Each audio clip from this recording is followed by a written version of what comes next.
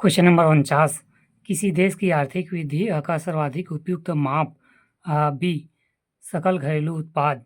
व्याख्या, किसी देश की आर्थिक वृद्धि का सर्वाधिक उपयुक्त माप सकल घरेलू उत्पाद है, जबकि आर्थिक समृद्धि से अभिप्राय किसी समय अवधि में किसी अर्थव्यवस्था में होने वाली वास्तविक आय की वृद्धि से है। सामान्यतः यदि एकल राष्ट्रीय उत्पादन, सकल घरेलू उत्पाद तथा प्रति व्यक्ति आय में वृद्धि हो रही हो तो हम कहते हैं कि आर्थिक समृद्धि हो रही है, परंतु आर्थिक समृद्धि की माप के लिए प्रति व्यक्ति आय को ही सबसे उपयुक्त माना जाता है।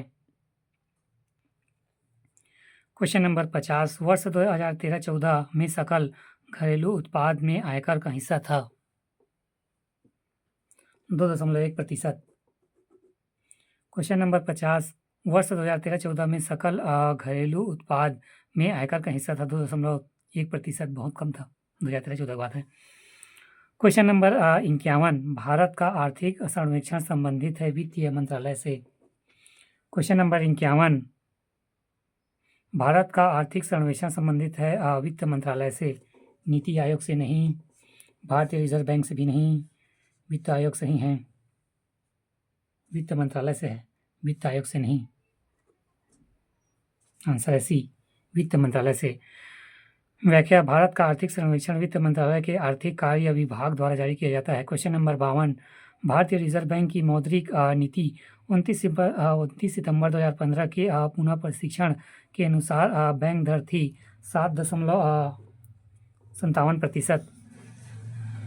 व्याख्या, प्रश्नकाल में बैंक दर 7.57% थी। यहाँ निर्धारित आरबीआई की मौद्रिक समिति प्रत्येक 3 माह में कराती है।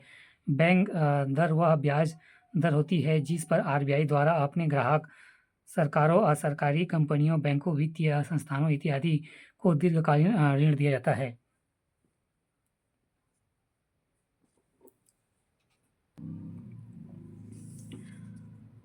क्वेश्चन नंबर 52, भारतीय रिजर्व बैंक की मौद्रिक नीति 29 सितंबर 2015 के पुनः परीक्षण के लिए के अनुसार बैंक दर थी 7.75%। व्याख्या, प्रश्नकाल में बैंक दर 7.75% थी। यह निर्धारण आरबीआई की मौद्रिक समिति प्रत्येक 3 माह में करती है। बैंक दर वह ब्याज होती है जिस पर आरबीआई द्वारा अपने ग्राहक, सरकारों, सरकारी कंपनियों, बैंकों, वित्तीय संस्थानों इत्यादि में दीर्घावधि ऋण दिया जाता है। क्वेश्चन नंबर 53, एक तार में बहती विद्युत धारा एवं विभवांतर प्रत्येक को दुगुनी बढ़ा दिया जाए तो विद्युत शक्ति 4 गुना हो जाएगी। क्वेश्चन नंबर 53, एक तार में बहती विद्युत धारा विभवांतर प्रत्येक को 2 गुना बढ़ा दिया जाए तो विद्युत शक्ति हो जाएगी 4 गुना बढ़ जाएगी। ये प्रभावित नहीं होगी, गलत। 4 गुना बढ़ जाएगी, सही। 2 गुना बढ़ जाएगी, गलत। घट कर आधी हो जाएगी, गलत। व्याख्या, किसी विद्युत परिपथ में ऊर्जा क्षय होने की दर को विद्युत शक्ति कहते हैं। हम जानते हैं कि विद्युत शक्ति P/4 यदि 4 होता है ना, 4 की धारा विभवांतर को 2 गुना करे तो बंदर साइड। क्वेश्चन नंबर 53, एक तार में बहती विद्युत धारा का विभवांतर प्रत्येक में 2 गुना बढ़ा दिया जाए, विभव 4 गुना हो जाएगी। आंसर। व्याख्या, किसी विद्युत परिपथ में ऊर्जा क्षय होने की दर को विद्युत शक्ति कहते हैं। हम जानते हैं कि विद्युत शक्ति P/4 यदि धारा विभवांतर को 2 गुना करे तो P बराबर V/2I एवं बराबर 2VI।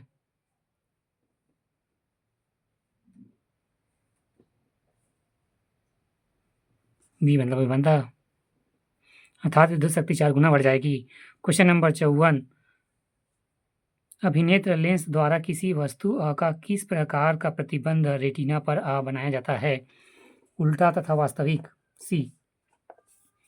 व्याख्या, अभिनेत्र लेंस द्वारा किसी वस्तु उल्टा तथा वास्तविक प्रतिबंध रेटिना पर बनाया जाता है, उल्टा। क्वेश्चन नंबर 54, अभिनेत्र लेंस द्वारा किसी वस्तु का किस प्रकार का प्रतिबिंब रेटिना पर बनाया जाता है? आंसर है उल्टा तथा वास्तविक। सीधा तथा वास्तविक गलत है। सीधा तथा आभासी ये भी गलत है। उल्टा तथा आभासी ये भी गलत है। व्याख्या अभी नेत्र लेंस द्वारा किसी वस्तु उल्टा तथा वास्तविक प्रतिबंध रेटिना पर बनाया जाता है। क्वेश्चन नंबर 55 रोगी के दांत का प्रतिबिंब देखने के लिए दांत के डॉक्टर द्वारा इनमें से किसका उपयोग किया जाता है? अवतल लेंस के। क्वेश्चन नंबर 55 रोगी के दांत का प्रतिबिंब देखने के लिए दांत के डॉक्टर द्वारा इनमें से किसका उपयोग किया जाता है? अवतल लेंस। उत्तल लेंस का नहीं करते हैं, समतल लेंस कभी नहीं करते हैं, उत्तल दर्पण कभी नहीं करते हैं, अवतल लेंस का करते हैं। व्याख्या रोगी के दांत का प्रतिबिंब देखने के लिए दांत का डॉक्टर अवतल लेंस का उपयोग करते हैं।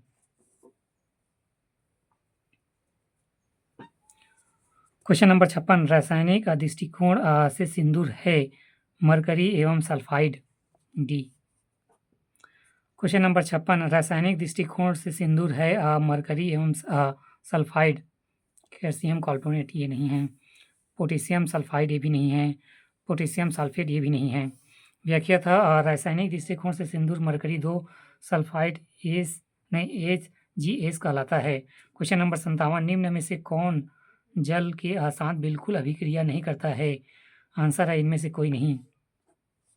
आयरन नहीं करता है, लेड भी नहीं करता है, एल्युमिनियम भी नहीं करता है, मैग्नीज भी नहीं करता है। क्वेश्चन नंबर 57 निम्न में से कौन जल के साथ बिल्कुल अभिक्रिया नहीं करता है? कोई नहीं करता है। आयरन गायब हो जाता है, लेड गायब हो जाता है, डूब जाता है, एल्युमिनियम वो भी नहीं पड़ लेता है, मैग्नीज वो तो जरूर होता है।